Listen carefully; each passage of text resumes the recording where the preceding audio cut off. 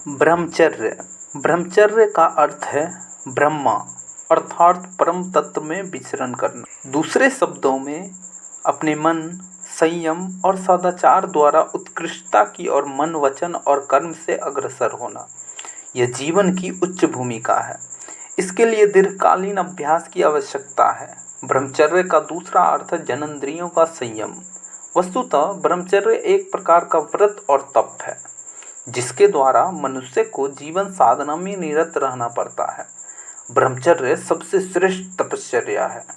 ब्रह्मचर्य एक विशेष प्रकार के रहन सहन, संयम, अनुशासनपूर्ण जीवन जीने की भाव विचार प्रधान प्रक्रिया का नाम है। इस दृष्टि से कोई भी व्यक्ति आजीवन ब्रह्मचर्य व्रत का पालन करते हुए ब्रह्मचारी बनकर रह सकता है। पहले तो लोग ऐसा जीवन आमतौर पर बिताया ही करते थे। आज भी ऐसा जीवन जीने वाले महामानवों की कमी नहीं है। ब्रह्मचर्य से बुद्धि प्रखर होती है, इंद्रियों की उछल कूद बंद होती है, स्मरण शक्ति तीव्र होती है, मनन शक्ति का विकास होता है, चित्त में एकाग्रता आती है, आत्मिक बल बढ़ता है, आत्मनिर्भरता, निर्भीकता और साहसिकता जैसे गुण स्वतः जागृत होने लगते हैं। विद्यार्थी जीवन से ही ब्रह्मचर्य पालन करने से शरीर सुदृढ़, दृढ़, मन पवित्र और आत्मनिर्मल होती है, तेज बढ़ता है, उत्साह में वृद्धि होती है। स्वास्थ्य, आयु, तेज, विद्या और शक्ति सामर्थ्य सब ब्रह्मचर्य पर ही आश्रित है। महर्षि दयानंद की बीकानेर के महाराज से मित्रता थी।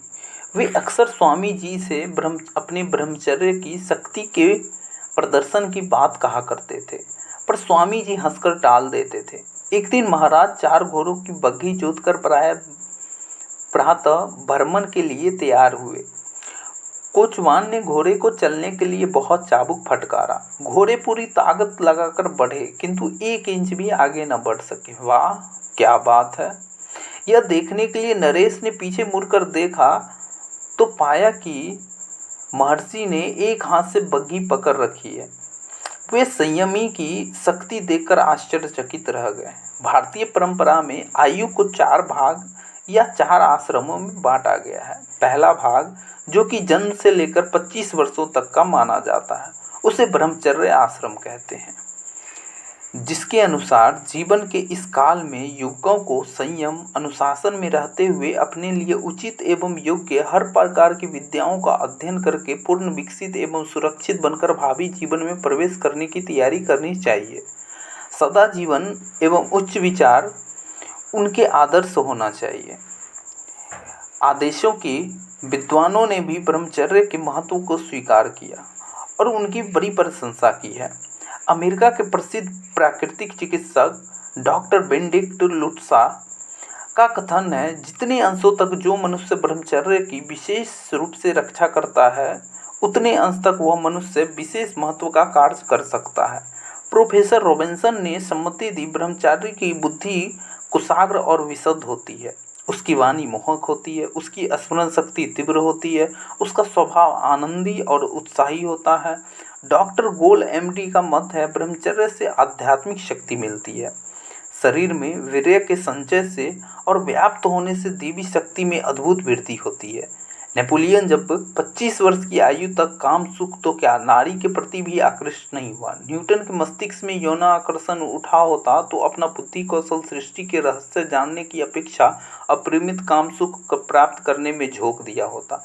जनजात प्रतिभाएं अधोमुखी ही नहीं ऊर्ध्वमुखी भी होती है, उनसे काम सुख की अपेक्षा अधिक सुख लोगों को मिलता है। हमारे देश में तो सच्चे और शाश्वत सुख की प्राप्ति में काम वासना को प्रधान बाधा माना गया है।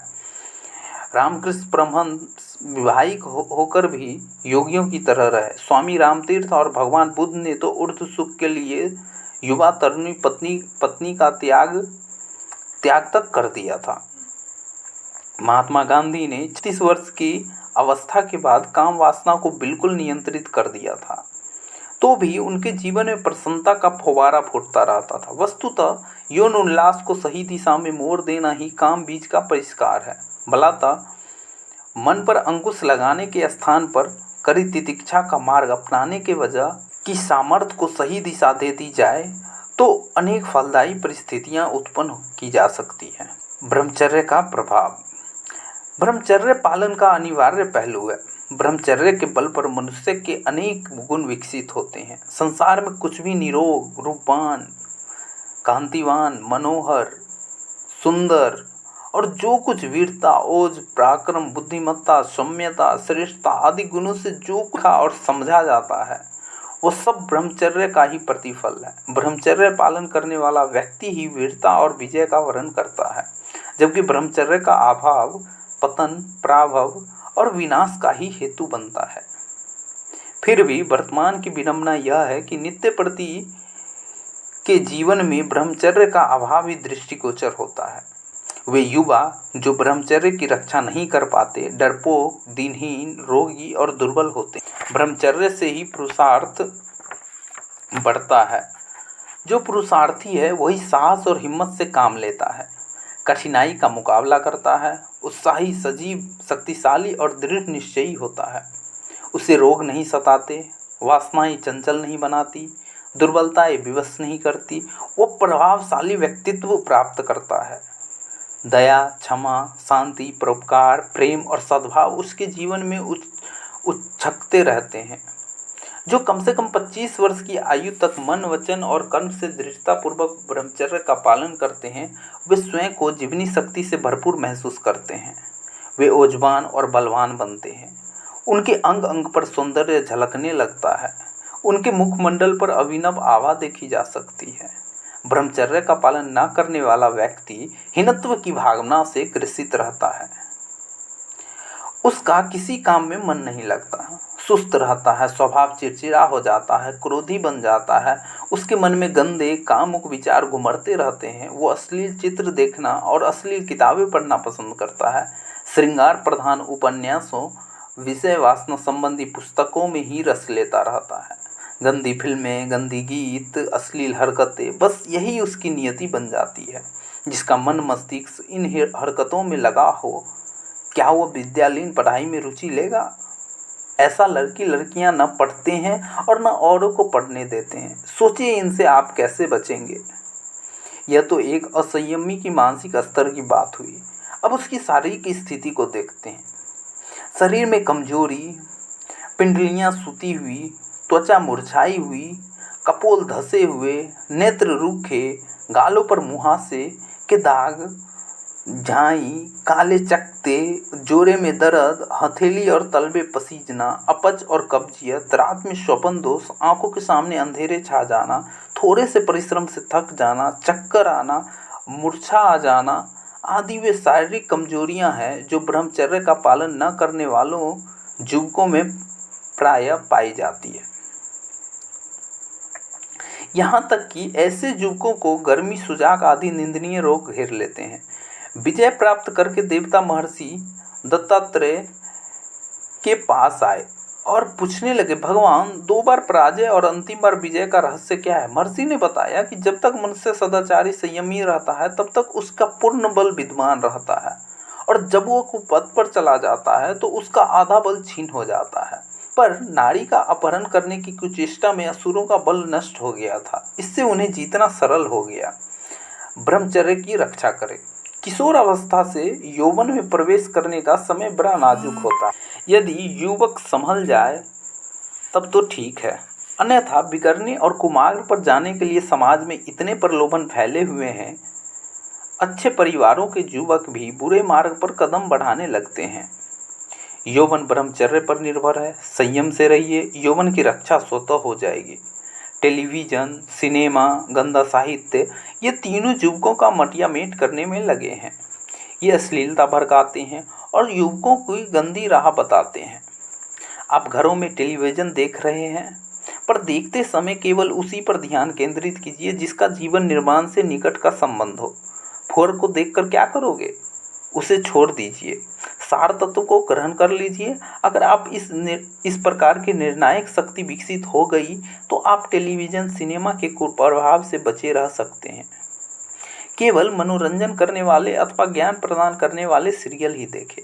ब्रह्मचर्य जीवन में सादगी एवं उच्च विचार अपनाने की शिक्षा एवं प्रेरणा देता है। इसके साथ ही सहयोग, सौचर्य और पवित्र ढंग से जीवन निर्वाह का मार्ग भी प्रशस्त करता है। ब्रह्मचर्य के बल पर मानव महामानव की स्थिति में पहुंच जाता है। ब्रह्मचर्य रक्षा के उपाय: सूर्योदय से पूर्व उठना, नित्य प्रातः घूमना, दौड़ लगाना। दूसरा है योगासन प्राणायाम करना। तीसरा है अंकुरित अन्न का नाश्ता करना, तेल खटाई मिर्च मसालों का प्रयोग कम करना। चौथा है कोई वासनात्मक विचार तरंग आते ही मन दोहराने लगना कि मैं विशुद्ध आत्मा हूँ, इंद्रियों मेरे वश में है, मैं शुद्ध सोचता हूँ, मेरा संकल्प महान है, मैं विषय वासना के चंगुल में नहीं फंस सकता। पांचवा है ब्रह्मचारी बनने में शान समझना। छठा है मन को शुद्ध और सात्विक विचारों में लगाए रखना। सातवां है सदाचारी बनने का संकल्प करना। आठवां है लड़कियों के प्रति पवित्रता का भाव रखना। नौवां है नर्तकियों अभिनेत्रियों के गायन वादन नृत्य अभिनय का चिंतन और स्मरण ना करना। 10वां शरीर अपना हो या पराया उसे मिट्टी का लोदा समझना। आत्मा चेतना प्राण पर विचार करना, ऐसे में वासना भाग खड़ी होगी। संकल्प करें कि सदाचारी बनकर आगे बढ़ेंगे और दूसरे को बढ़ाएंगे। धन्यवाद।